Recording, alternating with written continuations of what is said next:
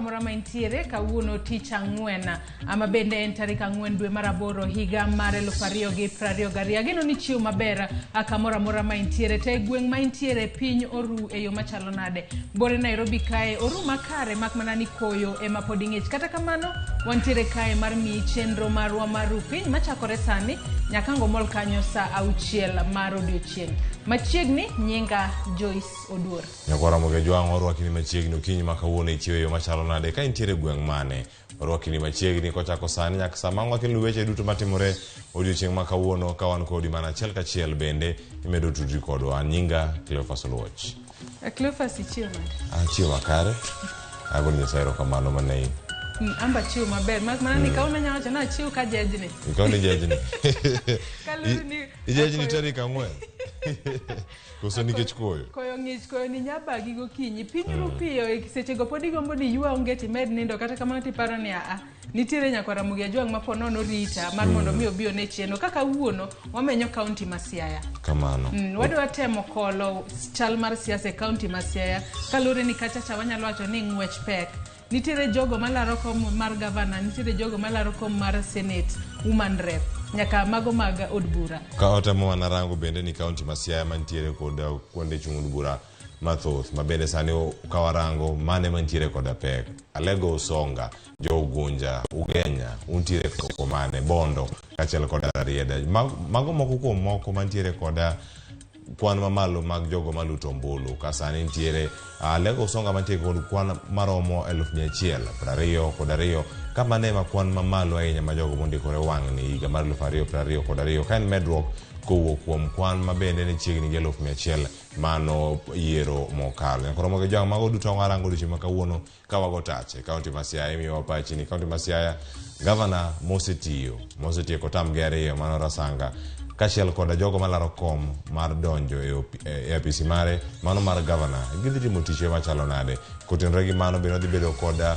twak kod jolony madhi bedo kae magi bende gin jodak mae kaunti ma Siaya. Gin gi paro mane kotenre kod kaunti margi kata gin bende jogo maneno oko moro moro magintie pach gen mane kotenre gi twak okinyi makawuono. Atoko pogore kod mano Cleophas bende wabro nono chala mar siasa pacho kae mane twak maromo kuongo akaloro nigi sani odong mana ndalo kawuono odong ndalo 4 kende to jo Kenya dhi debe weche mathoth timore. Ne waneno kodiochieng' manyoro otese mogik mago mag luto mbulu maga jatenda piny Kenya no chope pacho ka odiochieng' manyoro. IEBC biro nono otese makamago chope kor gwenge e wang' sama onge leyo machalo nade magi moko kuom weche mabende wabiro kolo e weche go mag siasa. Waneno ka jo siasa mano moriwo nyaka jatenda piny Kenya Uhuru Kenyatta sani en bende osebedo kowuotho e kor gwenge ma pacho kae kotimo kisera mar ombulu ne ogai mar Azimio mano Raila Odinga. Mago mana weche mabende Nyakwa Ramogi Jwang' wabiro koloni e chal mar siasa kango oromo kanyo sa 1 nyaka sa 2 mar okinyi kama bang'e wakolo kaunti ma Siaya kaeto wadonjo e mbaka oromo. Nyakwa Ramogi Jwang' e mbaka oromo koro ka wadonjo to chako ni kata gi chal mar fwambo gik mage matimore kor gwenge mopogore opogore kaeto bang'e wadonjo e twak okinyi makawuono wadhi rango lwenje makit chwech matimore kinde gi mag kampeni kinde gi mag siasa. Nitiere nonro ma ogol kanyo kod report mogol kod duolno mar FIDA.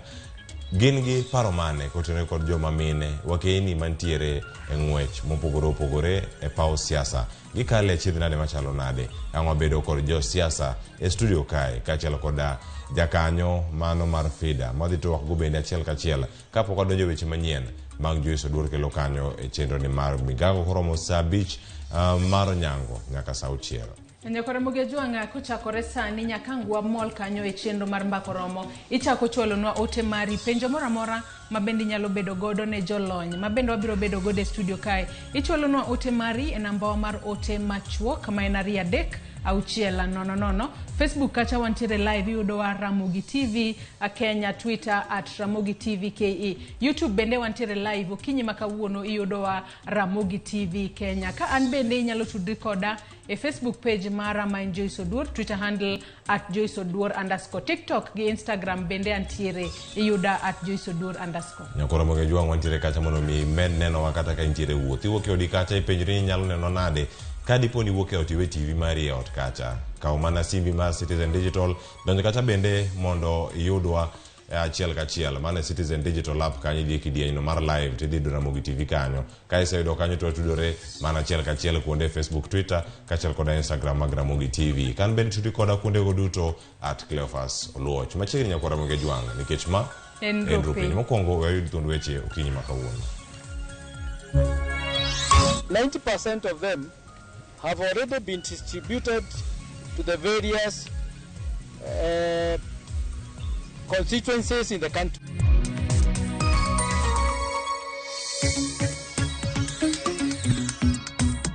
Inafika wakati unasema hii hata kama tulikuwa tumekubaliana ati tutabadilishana pale mbele, hapa hakuna kitu tutabadilishana.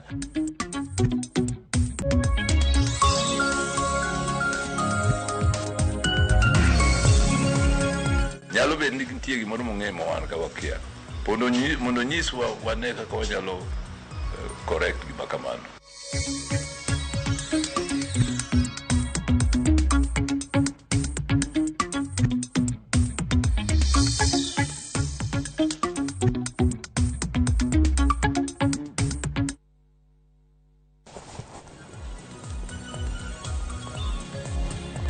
Oya orenyo kwa Ramogi Jwang kino machiegni magi weche manyien chenro ni maru pinyo kinyi makawuono kochako sani sa 12 gi dakika 7 nyaka ang' watieko weche gi manyien matuchonwa konde duto. Wadarago weche go mag siasa ikruk ne yiero kachiel kod mago bende matimore paw tuke. Jo Kenya medo mana rieny ka gintiere pino mara Ingereza. Nyako Ramogi Jwang okinyi makawuono kata kapok wachako gi weche manyien gin mago motenre kata weche tuke. Ferdinand Manyala bende medo mana rieny ng'weje go mag Birmingham matimore pinyno ma Ingereza ka koro sani ene jaloch mag Commonwealth no kata Commonwealth Games masani dhi nyime pinyno mar Ingereza kano bedo kanyo jaloch kendo kelo Kenya midila mokwongo mara mula ng'we makamago masani dhi nyime awakelo weche makamago bende ka wadhi nyime kod weche manyien kamachielo wayudo kanyo ni ikruk ne yiero chalo nade. IBC medo mana kaso chenro mar tero gige goyo mbulu ne gwenge ma opogore pacho ka. Otese mag ombulu mar jatend Kenya owinjore ochwale gwenge ma owinjore mopogore tarik 5 mano dwe ma wantiere ka. Winje kaka Walter Nyambaga leronwa kaka chenro makamago biro chuno IBC ni koro ti gi ndege mar chwalo gige goyo ombulu e gwenge mani maboyo. Kaka yor timo ikruok makare, dul mar IBC lar rekod sa mar chope wang'e ikruok mar yiero maduong' tich ariyo manyien, kendo dul no ne oyango ni otese mag yiero jalar content piny Kenya chopo pacho ka mogik kawuono ka chenro mar chwalo otese mag luto ombulu mar content piny Kenya owinjore otim tarik 5 kod tarik 6. Non-strategic materials, that is ballot boxes and all those other materials, 90% of them have already been distributed to the various constituencies in the country. We have not distributed any presidential ballot papers, and you are still receiving. The last bunch is supposed to arrive this evening. By 6, all the materials will have reached, all the ballot papers will have reached to their destination. Wanderi wacho ni atamalo 90 mar otese mag goyo mbulu osechwale gwenge mapacho ka kamago gin otese mag kombe ma opogore ka opogore gi mar content piny Kenya. Governors' ballot papers are the constituencies. We have distributed 368 ballots of senator ballot papers. Distributed so far is 2,053. And these cover that the 5 counties and the 216 constituencies. IBC chano tiyo kondeke chwalo tese gwenge manyamburko ok nyal chope mapiyo kaka Wajia, Lamu, Isiolo kod mamoko. Bende ne okete ler ni kambi mar posta ema omiyo rak mar chwalo tese mag luto ombulu. These are areas like Wajia, Garissa, Mandela, Turkana and Lamu. Those are some of the areas we are here lifting. So these areas is whereby it may be difficult going by road because of the security situation in that area. Dul mar IBC chano chwalo tese mag luto ombulu kuonde mag luto ombulu nyaka tarik 6. Dulno lendo gibiro tiyo kod ndeka la papre chwalo tese kuonde ma pek nitiere chope kod nyamburko. Walter Nyambaga, Ramogi TV, Nairobi. Wadhi nyime kod weche manyien. Wadhi nyaka kaunti no ma Homa Bay kama yiro kanyo ni ikruok dhi nyime kaunti ma Homa Bay ndalo abich mano odiochieng' manyoro kende ka jo Kenya to dhi e yiero maduong' madhi timore juma manyien. Duol matayo yiero pacho ka ABC e bade ma kaunti no dhi nyime gi keyo tese mag luto ombulu e kuonde chung' ute buche maromo 8 mantiere kaunti ma Homa Bay. Ali Abich ne oluwo kaka chenro ne dhi nyime odiochieng' manyoro kendo koro sani omiyo ripodno. Ikruok sani ni ongala mamalo e kaunti ma Homa Bay ka duol mar IBC kod tenda rita kwe kaunti no dhi nyime kod keto kenge mowinjore tielo mogik mar neno ni yiero maduong' obi odhi e yo mowinjore. Okinyi ma kawuono otese mag luto ombulu mag jochung' abich kochakore kom mar MCA nyaka kom mar gavana ne odonjo e sto mar IBC manie kar ombulu e skund yewuoyi ma Orero e kar chung' bura mar Angwe. Ka otese ma kamago bende dhi nyime gidonjo e kuonde chung' ute buche mamoko mayudore e kaunti no. Apisa mar IBC ma ochune yiero kata returning officer mar Angwe ne otelo ne apisas mamoko e rwako tese mag luto ombulu. This morning I've just received ballot papers for 5 elective positions for governor, senator, county woman, member to the National Assembly, member of National Assembly and MCA. Okonege korene chenro mar yiero mibago tich ariyo juma manyien ka okwayo jogo ombulu mondo bi wuog oko ka rombgi mar yiero jotelo ma gidwaro kochopo chieng' yiero. Apisas mag arita kwe bende wacho ni yore mag arita kwe ne kare kendo giseketo kenge mowinjore mar biro neno ni jogo ombulu obedo gi ratiro mar go ombulu maonge tulo kata ng'enge moramora. We have been staffed and equipped accordingly to ensure that all Kenyans who are registered as voters to come out in large numbers on 9th of August. Very early in the morning, come out in large numbers, don't fear anything. Magitimore ka jochung' malaro kombe mopogore anyato kom mar gavana kama oting'o jachung' mar ODM Gladys Wanga kod Evans Kidero ma ochung' kod wuon bura mora otedo e kampen maggi ka gimedo lombo jogo ombulu kapok oloro ayanga chenro mag kampen tarik 6 dweni. County ma Homa Bay kod kwan jogo ombulu 551 kod 71 mabiro dhi go ombulu e tesende mag luto ombulu maromo 1228. Ndalo abich kende to piny Kenya dhi yiero mibago tich ariyo juma manyien. Duol mar IBC dhi nyime kotemo ikruok e kaunti ma Homa Bay ka maneno ni chenro mag yiero odhi makare tich ariyo juma manyien. Magi e kigen mana moko kuom otese mag ombulu masani koro IBC keyo e kuonde chung' ute buche mopogore Homa Bay ka maneno ni chieng' yiero obedo makare tich ariyo juma manyien. Ali Abich, Ramogi TV, Homa Bay. Erokamano ahinya Ali Abich kuom Homa Bay, report makamago. Weche mapotenore gi ikruok ne yiero gin gik mage mosebedo kanyo katimore. Riwruok mag jotend kanise kaachiel kod bishobe ne obago alama kende kaachiel kod ne duolno matayo yiero e pacho kamano mar ABC e kinde ni maduolno koro ikore ne yiero maduong'. Jotend kanise nonyiso yie margi kod ikruok ma ABC mar miyo jo Kenya yiero makare. Kaka Chris Owino lero, jakom ABC Wafula Chebukati to kwayo alam makende ne apisa mag ABC gi anyuolagi e kinde ma oganda ikore ne yiero maduong'. Kaka ndalo medo kwanore, jiwruok medo donjo ne duol mar IBC mondo bi ota yiero mabiro e yo makare. Jodolo ma pacho kae bende oketo IBC e lamo e yo makende e nyasi mane obagi e Bomas of Kenya. Jodolo go mawuok e kanise mopogore opogore opwoyo Wafula Chebukati kod kweth mare e wi chenro mag ikruok ne yiero mar tich ariyo juma manyien. We are confident, and we are saying this one more time, that the IEBC is up to the task and that we can all work together to give Kenyans peaceful, free, fair and credible elections.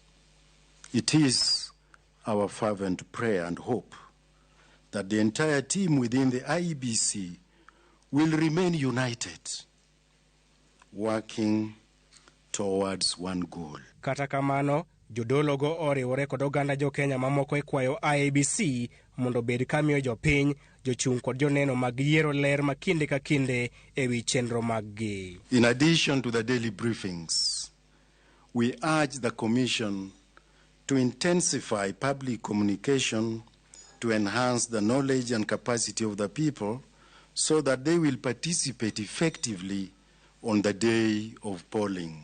Kaoloso e romono, jakom IEBC Wafula Chebukati okwayo lamo makende ne jotije mag IEBC kod anyuola maggi ka bende gisingo bago yiero ma onge chochni.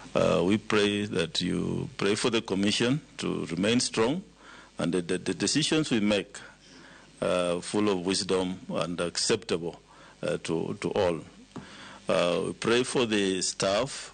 Please pray for the staff of the IEBC. Jakom no mar IEBC okwayo jogo madhi bedo kod ng'ur ewi duoko mag yiero mabiro mondo bi ochwal ng'ur ma kamago e nyim doho kar muocho tulo. We have over 16,000 candidates in this election, of which they are all competing for 1,882 seats. So you'll have a team of about 14,000 who will, may accept results or may be unhappy. And the role of the church then is to encourage them to use the mechanism available, dispute resolution through petitions, as opposed to inciting the citizenry to violence or other forms of protests. Ting manie nyim IEBC en ting maduong' kendo jopiny kaachiel kod josiasa ikwayo mondo sir lwedo IEBC kaachiel gi keto gi e nyim Ruoth Nyasaye mondo konygi timo yiero maduong' mabiro e yo ma ohuyanga. Chris Owino, Ramogi TV, Nairobi. Erokamano ahinya Chris Owino kuom report makamano. Wadhi weche mapod otendore kod yiero pacho ka. Wayud kanyo ni poni yiero timo odiochieng' ma kawuono onge jachung' moro amora malaro komtend Kenya manyalo yudo loch e tielo mokwongo mar yiero. Ma en kaluwore kod duoko mar ombulu mar paro mogol odiochieng' manyoro kod kambi matimo nonro mar TIFA ma oketo Raila Odinga gi atamalo 49 ka William Ruto luwe kod atamalo 41. Penjo maduong' en ni sani ni to kade otayiero to jasiasa mora manigedo yudo loch mora mokwongo onego tim ang'o? George Bati miyo waler. Kaka saa medo ng'adore motelo ne yiero maduong' tich ariyo mar juma manyien, kendo kembe matimo nonro mag ombulu mar paro bende osegolo duoko margi mar nonro mogik e wi mbi mar josiasa ahinya malaro kom jatend piny. Josiasa koro keto kalam e wi otas, gigoyo kwano, kendo ranyisi ariyo ema gitiyogo: pogo kod medo. Kaluwore kod duoko mar ombulu mar paro ma osebed kigolo e pacho ka gi kembe mag nonro, kade otim yiero kawuono onge jachung' moro amora malaro kom jatend piny made oyombo e tielo mokwongo. Kata kamano, nitie atamalo moro ma pod nyalo miyo achiel kuomgi yudo loch poni gigoyo kwano mariek. Gin jok manyaka sani pok ong'ado jachung' ma gisiro lwedo. E duoko mar ombulu mar paro mogik ma ogol kod kambi mar TIFA kodong' matin ne juma achiel to ji dhi e yiero, bang' ka opach ji 2,268, jalar kom tend piny Kenya gotiko mar Azimio la Umoja One Kenya Raila Odinga ni malo gi atamalo 49, ka iluwe gi jachung' kod otiko mar UDA William Ruto mani kod atamalo 41, George Wajakoya mar Roots Party atamalo 2, ka David Mwaure mar Agano Party ni kod atamalo 0.2. Nonrono oyango ni atamalo 8 mag jogo ombulu pok oyango jachung' ma gibiro siro lwedo e kinde mar yiero. Atamalo 8 ema kalamb kwand josiasa koro menyo. Kwand duoko mar nonro mar TIFA onyiso ni ponono Raila Odinga kod William Ruto opogo e diere atamalo 8 mag jok ma pok ong'ado jachung' ma gibiro siro lwedo e yiero matich ariyo. Raila Odinga biro yudo atamalo 53 ka William Ruto yudo atamalo 45. En kwano mane ma josiasa nyalo tiyogo mar yudo kwan mamalo mag jogo ombulu ma pok ong'ado wach? Janon weche siasa Dr. Joseph Obosi kolonwa kwanono. Mondo ibed scientific maber imiyo jogi proportion ni 8% ni en out of percentage manyo gin godo kucho. Koro in gi 49% mar 8 ni to moro cha joka bende man gi 1.9 or 41 ekang no osud mbele manyiso ni percent mar 50 ok bitamore yudore idhi yude biro bedo mana hono koko yudore to gimonyalo temo mamiyo gigodo go thuolo gi te ni namba achiel cha biro yudo mang'eny kuom aborogo, to ng'at machielo cha dhi yudo namba 2 dhi yudo maluwe, namba 3 kamano. To gin yore mage manyaka giti godo mar ywayo jogo ombulu mathoth e kindeni mag yiero? Sani nyaka josiasa go ti gi yore te. En mana ni yore mag dhi ti nyaka ang' gibed gosiepe, nyaka gitie gi jofwamb weche, nyaka gibed gi door to door, nyaka gibed gi propaganda, nyaka ang' gibed gi keto galamoro. E galamoro emomiyo ineno thoth jogi temo bedo gi rally kuonde ma giparo ni gine gi ji kabisa. Maka gineno joneno ka picha golo ni ma oganda makwar to gikome gini ma karin wasekawo. E yor mar siasa ei Kenya ka, wuoth mar dot to ot ka ot no ema dhi konyo sechegi maduong'ie moloyo. Gin ema koro ng'ato to karin manji kodhi e kora tich ariyo, in to karin kanyo. Yandi paka loko bi korwa ka, ok ne ka wayombo. Ok bi ng'eni chak bedo machiegni gi jotelo chon. To mane kaka ji loko pachi gi pejo sechegi. E wi riwruoge mag siasa, Azimio la Umoja Wan Kenya ni malo kod 46%, ka Kenya Kwanza ni kod 36%. 11% wacho ni gionge kod riwruok moro amora mar siasa magisiro, ka 5% to ne ong'wonye pachgi. Kaluwore kod duoko mar nonro mar Tifa, Jo-Kenya mathoth wacho ni kom mar gavana ema gidich go ahinya 29%, ka iluwe gi kom jatend piny 28%, kom MCA ni thuolo mar 3 kom jaod bura gi 12, kom jaod bura mar kaunti kod mano mar senet 1 moro ka moro, ka 8 to pok ong'ado wach e wi kom magidich ga ahinya. Nonro no bende oyango ni 58% ni kod yie gi duol mar IEBC ni biro timo ombulu makare, ka 80% mag jok mane okaw pachgi wacho ni ok gipar ni tulo nyalo muoche pacho ka tok yiero, to 9% kende ema ni kod luoro ni tungni nyalo bedo e pacho ka.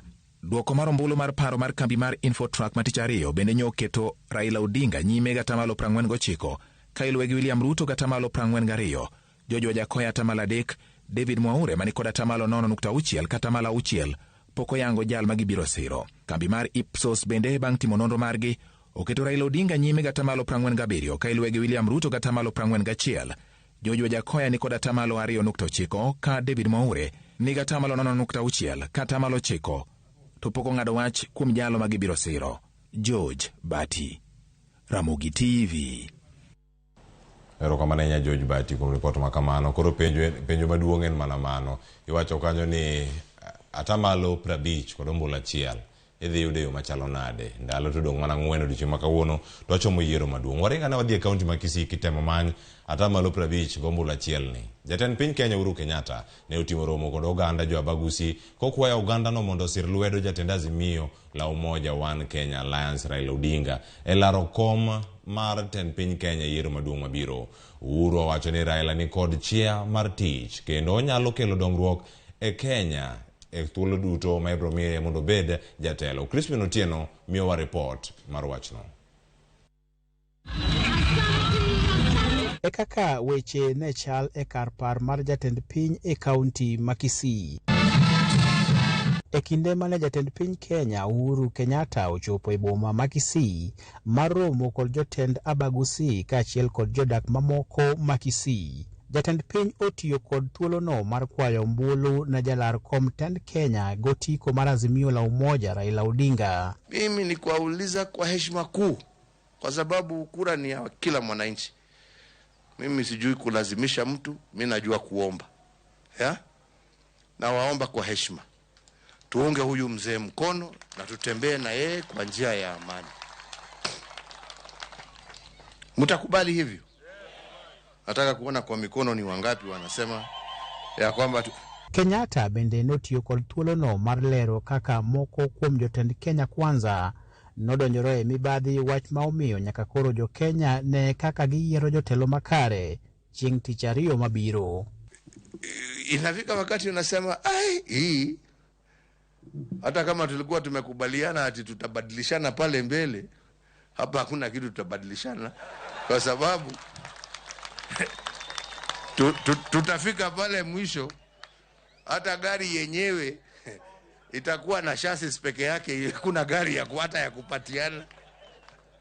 Sijui kama mnanielewa jameni. Jatelo mawuok Kisii kod Nyamira mane oyuoro e romono oyie mar siro Raila Odinga kendo jiwo jopiny owuok kar rombgi chieng' yiero.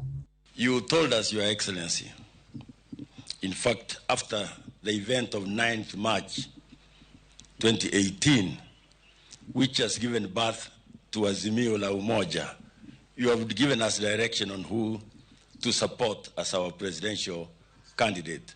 I want to assure you, Your Excellency, that the Jubilee Party, together with our coalition partners in the Azimio family, are working together to ensure that we mobilize our communities. We thank you very much as Kisses. We wish you the best, and may God be with you and your family. I have had a front row seat in your administration and witnessed firsthand, and as I tell our people, even in our meetings, I know and I can speak to it accurately. You actually love our people and you have a soft spot for our people. Gikone, jopiny e alap mar Gusii bende nobedo kod mor mar winjo twak mar ker. Lakini sisi wote tumekubaliana ya kwamba kiti ile ya mbele ni ya nani? Si ni kweli? Mimi nawaomba hawa sio watu ambao hawaelewi. Waelewe nikihesabu siku zimebaki 4-5. Tayari hii watu wameamua. Jotelo mane oloso kawuono bende omedo kwayo siasa mar kwe e kinde makoro odong' mana ndalo abich to Kenya dhi e yiero. Unapoondoka ofisini, ile kitu ambayo kilifanyika 2007 usikubali chini ya macho yako kufanyika. Crispin Otieno, Ramogi TV, Kisii. Owuok kaunti ma Kisii nyakoro moge jwang' arango ne weche ma campaign timore konde mage mag piny Kenya. Erokamano nya Crispin Otieno kuom report ma kamano. Kweth mar Azimio la Umoja One Kenya koro medo mana lombo johera magi e gwenge magimbo mar Kenya ka odong' mana ndalo manok to ibago yiero mabiro. Odinga jalupne Martha Karua ne otelo ne kweth mar Azimio la Umoja e manyo ombulu e gwenge moriwo Busia, Teso kod Kakamega. Odinga Gilange ne okone jodak ni kik gidong' chien e loso sirkal mabiro ka odonjo e telo. Kanyo bende ne onyiso geno mar yombo e yiero mabiro. Eric Owenga ni kod ler mathoth. E telo mogik mar manyo ombulu e gwenge maimbo mar Kenya, kweth mar Azimio notero kisera margi Busia kuma ne gilime alwora ma Budalangi gi Teso North, Webuye manok kaunti ma Bungoma kendo ne gitieko gi alap ma Buhungu kaunti ma Kakamega. Odinga Gilange nokono jodak ni kik gidong' chien e loso sirkal mabiro kendo gibigo ko kar rombgi. Jumanne, Tuesday, mtarauka mapema. Vijana siku hii hakuna kulala. Tunaenda kwa vita, sio? Usikae karibu na moshi. Hakuna moshi yanaguza wewe, eh? Mnaenda pale, sahili wanafungua mko pale. Mnakaa pale, wazee wakija wanawasaidia na kina mama wapige kura warudi nyumbani. Lakini nyinyi vijana mnakaa pale mpaka jioni. Wanafunga mko pale. Wanahesabu mko pale. Mpaka watangaze ushindi, sio? Sisi tunasema leo Kakamega na Mlembe Nation kwa ujumla tunafanya declaration, tumeweka kufuli ya Azimio hapa Kakamega. Tarehe 9 musilale hata kidogo. Tutapiga kura kwa baba na mama. Jumamosi, Jumapili, Jumatatu na Jumanne wafanyikazi wasiende kazini. Mimi nawauliza Mlembe Nation, let us rescue our country. And the rescue team ni team Azimio. Tukuokoe utoke kwa njaa. Kweth mar Azimio nosingo yudo loch telo mokwongo kuma ne gikone kweth mar Kenya Kwanza motele Gruto mondo yikre ne amen motegno e yiero ma juma manyien. Nenda na mpira. Amechenga pande ile Halwali. Amempatia kule bana Oparanya. Pale na mpira. Na mpira pande ile mpatie Tindi mwale na mpira. Amechenga Mudavadi. amerusha mpira chini, pande mpira kurudi pande chini kupata bana Maika, naika na mpira, naika amempatia Baraza na mpira. Odinga Gilange nohum ewi telo mar Ruto magiwacho ni en mano ma ibiro kwako gi mibadhi mokalo. Najua ile njia ambayo tukufuata kama taifa letu baada ya miaka 5 tukimaliza kipindi yetu, mimi na Mama Martha, mtaona mabadiliko makubwa. Ruto wetangula UDA Rigadi ko kakweth mar Azimio kiny biro tero kisera margi kaunti ma Kisumu kuma Odinga Gilange biro tego thuolo no makone oganda onagi mondo biro koko karo mitari ko chiko kaka ranyisi makende no gende mamoko mar luto ombulu. Eric Owenga, Ramogi TV, County.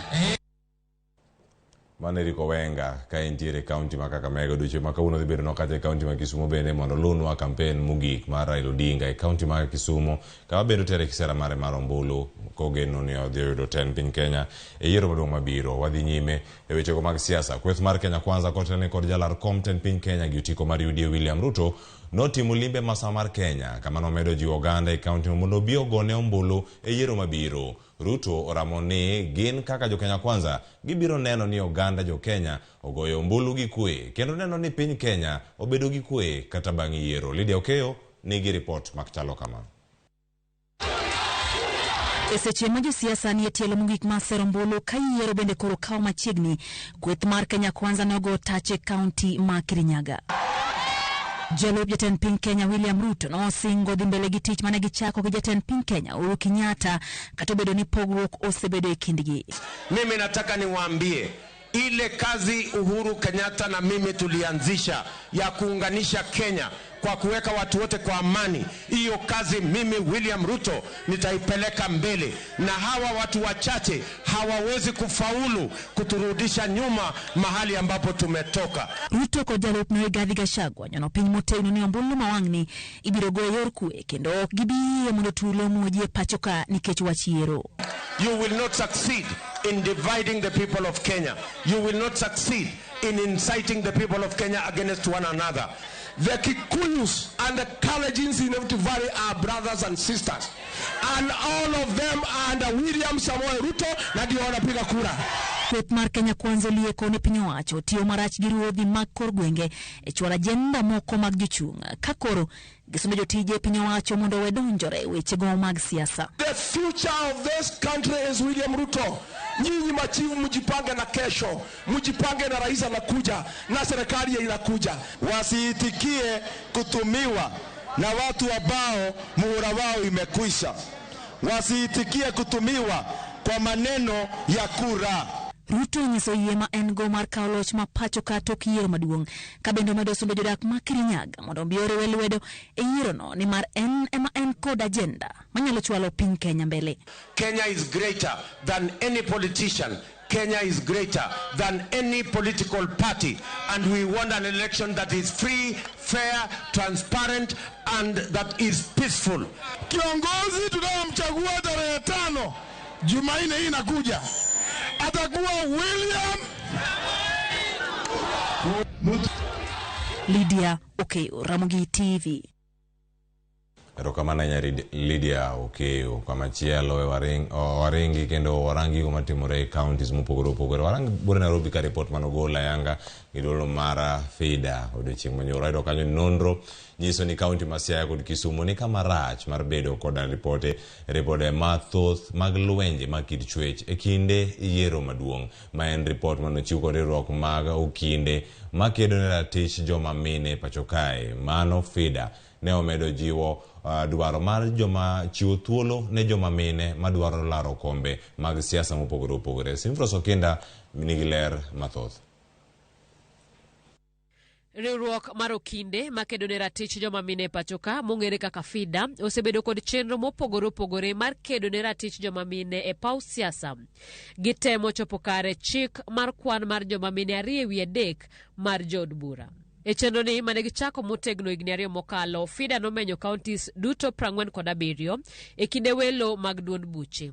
Nono ni notime kinde dwe mar 4 kod dwe mar 6 higani mar neno chal mar lwenje mag kit chwech e kinde siasa mapachoka. Voter Dada slogan en slogan ma nwang'eyo ni koa chako chon to nachako in 2020 biro konyo women candidates in leadership.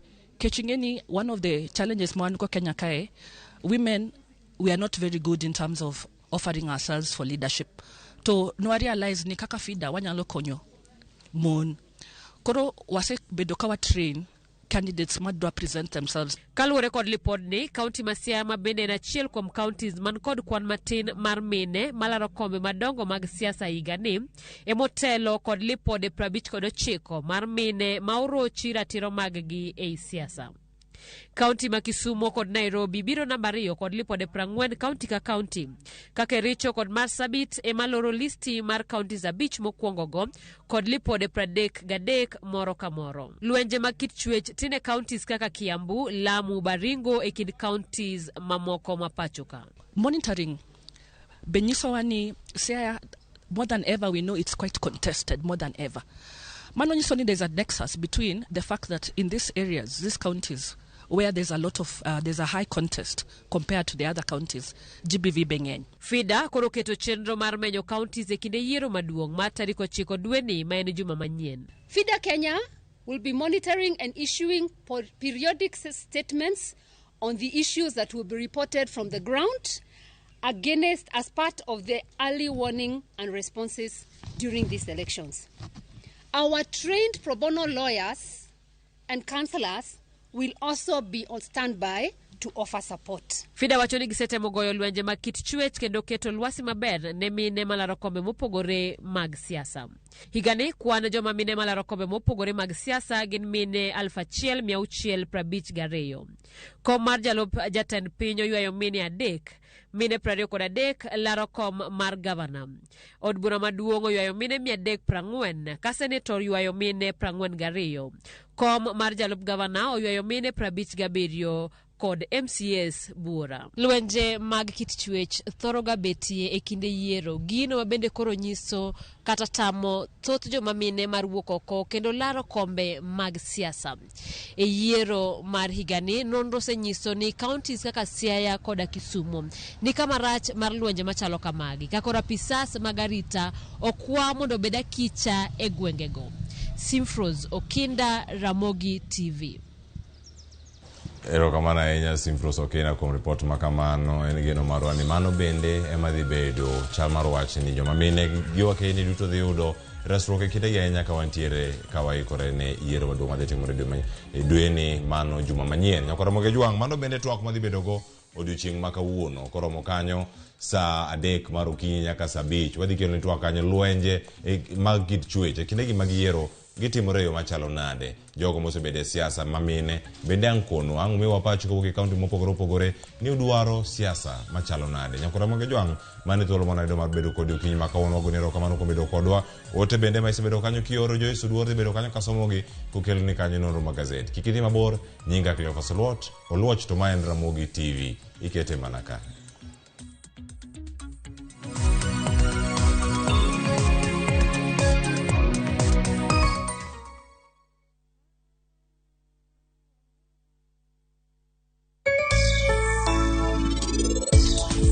Ongerengo makato bed tiaga. Werengo de kanyo chunga bwana. Kuma kuru tek manade awan. Nyar meja. Nengi pesa. She bought her freedom. So ino chulo bond. Asto we enureye. Awacho ni bikini. Odni dongi ne kapodi timo ne renovation. But I'm talking to a man. Oh, sorry. Mama onge gisetere rumand. To chapede ga gin chapede mayom.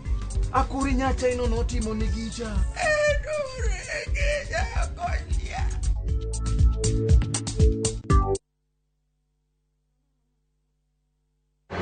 Edwin Okoth ka Nairobi. Ma Ramogi TV.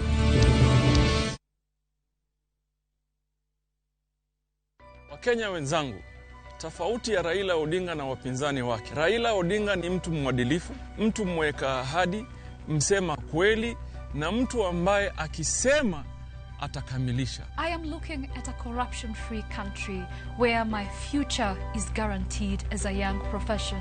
Baba is going to make a serious economic transformation to this country and it will never be the same again. And he's the only person mwenye ametuongezea 10% kwa hii Kenya ndio tuongeze position zetu kwa government. I'm voting blue, a symbol of prosperity. Because it's the best government. Hii itasaidia wa mama on side of health, food and water. Kitu Kenya inataka ni rao, wengine ni kututupisha mbao. Hatutaki viongozi mbwakni. Don't trust the magojoma chapni. Raundi tunachagua baba, tunachagua matakarua. Wakenya wenzangu, inawezekana.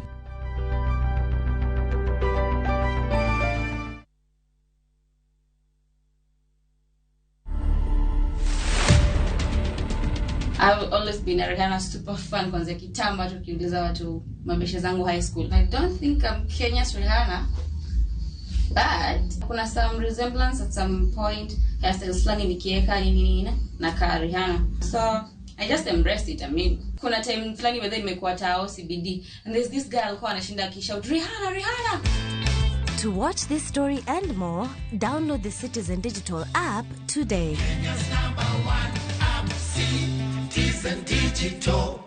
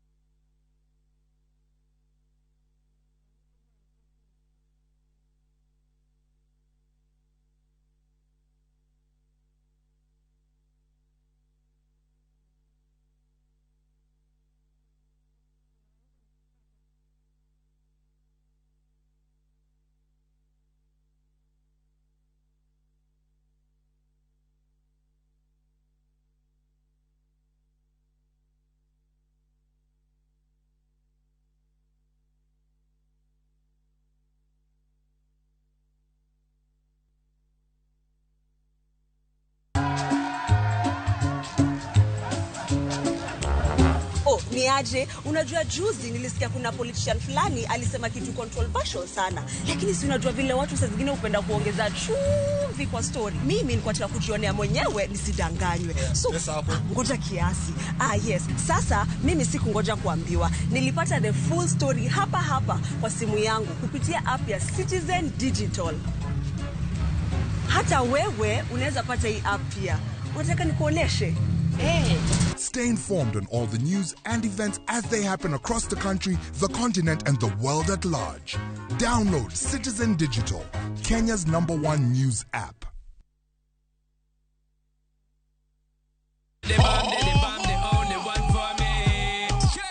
Waluare kuliet pa, wamiyo moae turwaka, kod moae pinje te mag Afrika. Gi pinje maoko. Yud thuolo mar neno gi ng'eyo jothumbe muhero kikelo gi Lin Ramogi to kod DJ Kolo kod instrumentals e chenro mar thum Dagmor mana e Ramogi TV.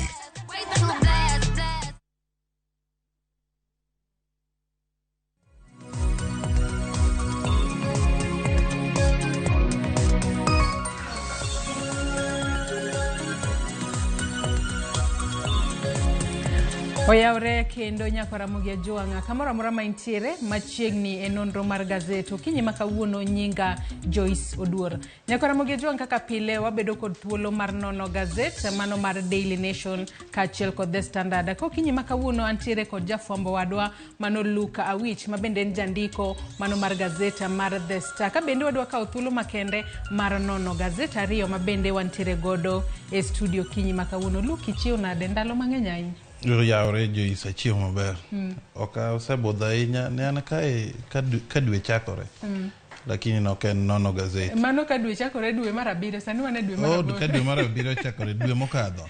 Kata kamano machiegni enye nonro mar gazet. Waneno gazet mar Daily Nation kod The Standard okinyi makawuono ka wachako. kod mana nono moko kuom thuond weche mabende omi pek e gazeta mar Daily Nation kaachiel kod The Standard. Ka wang'iyo gazet mar Daily Nation, thuon wach mabende omi pek kawuono, wanyalo wacho ni en tugo molil, playing dirty. Magi kaluwore kod weche mag siasa masani. Nation oketo kanyo ni koro josiasa Ruto gi Raila koro owere gi weche mag manifesto. Koro ng'ato ka ng'ato koro gajo nyawadgi. Gi yor propaganda, yo mora mora, tek ni oyudo gimodwaro. To ka wang'iyo gazet mar The Standard bende, asani koro nitiere, wanyalo wacho ni yore manyien kata malingling moko ma bende wuok oko ma itemo tigodo mar mondo mi ogeng'ne jogo ma siro lwedo Ruto, mar mondo mi kik bede ng'wech mar yiero maduong' ma higani. Ka bende oket pichni mag jomoko kanyo ma bende wacho ni mibadhi mieno